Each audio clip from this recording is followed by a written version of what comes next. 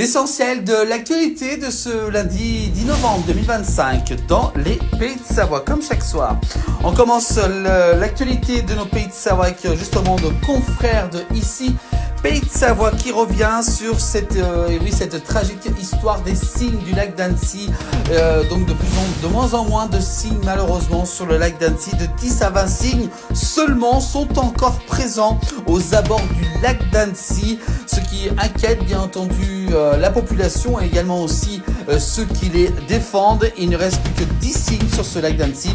Pourquoi l'oiseau donc disparaît petit à petit en raison surtout de l'incivilité donc des passants qui sont au bord du lac d'Annecy, et également aussi la nourriture qui est donnée comme le pain qui est totalement très mauvais justement pour ces cygnes donc du côté d'Annecy. Donc l'association des cygnes Fais-moi signe se mobilise auprès des élus justement pour en venir justement en aide à ces cygnes donc je rappelle qu'ils sont toujours vivants sur le lac d'Annecy.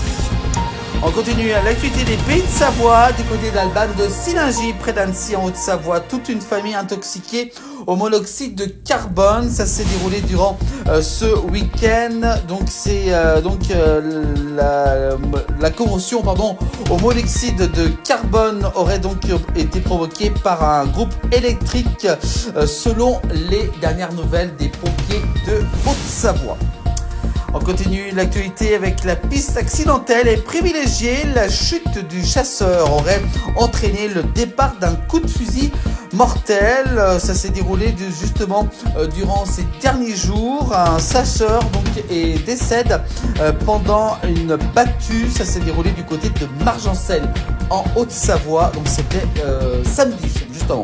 Alors, donc c'est tragique. Donc information est arrivée.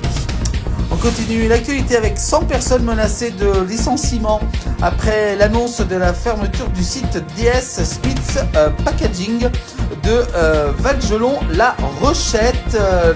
La colère justement s'est fait entendre et le dégoût également et la sidération. Ces 100 emplois menacés par la fermeture de ce site alors que ce site existe depuis de nombreuses années du côté de Valgeron-La Rochette, ce qui a provoqué un tollé justement auprès des salariés et également aussi auprès des élus locaux.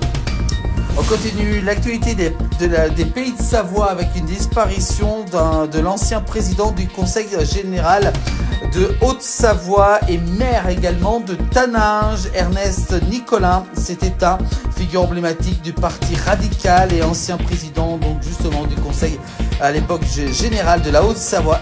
Ernest Nicolin nous a quittés vendredi à l'âge de 88 ans. On continue l'actualité avec 700 millions d'euros de pertes pour le thermalisme de Aix-les-Bains du côté de la Savoie. En alerte face au projet de déremboursement. Dans le cadre du projet de loi de financement de la sécurité sociale, le gouvernement envisage de diminuer le remboursement des cures thermales. Peut-être vous avez eu des souscriptions pour faire des cures thermales. Il risque que la sécurité sociale ne rembourse plus du tout justement ces cures thermales. Une mesure dénoncée par les élus locaux et également aussi les acteurs du thermalisme. Je vous rappelle également que les mutuelles également veulent également aussi dérembourser ces cures thermales. Des soins qui seront peut-être payants dans les prochains mois. Une affaire à suivre. On continue l'actualité dans les Pays de Savoie avec justement, regardez, 140 postes à pourvoir du côté de la Haute-Savoie. La Poste qui recrute à l'approche des fêtes de fin d'année. Et oui, à un mois et demi justement avant le réveillon de Noël, les fêtes de fin d'année donc se rapprochent pour faire face à l'afflux de colis. Et oui, on sait que beaucoup de Français achètent des colis sur internet et donc les colis, en raison de l'afflux des colis de Noël durant cette période, donc la Poste qui recrute 140 postes en Haute-Savoie. N'hésitez pas à vous renseigner si vous êtes intéressé par cette offre d'emploi auprès des bureaux de poste de la Haute-Savoie. Et puis enfin, on termine l'actualité avec le maire de Vétras-Montou.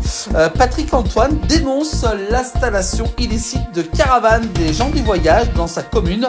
Elles se sont installées à Vétras-Montou justement hier matin, dimanche 9 novembre. Des caravanes donc du gens du voyage se sont installées donc illégalement, ce qui provoque donc la colère de l'ensemble de la mairie de Vétras-Montou du côté du Genevois en Haute-Savoie.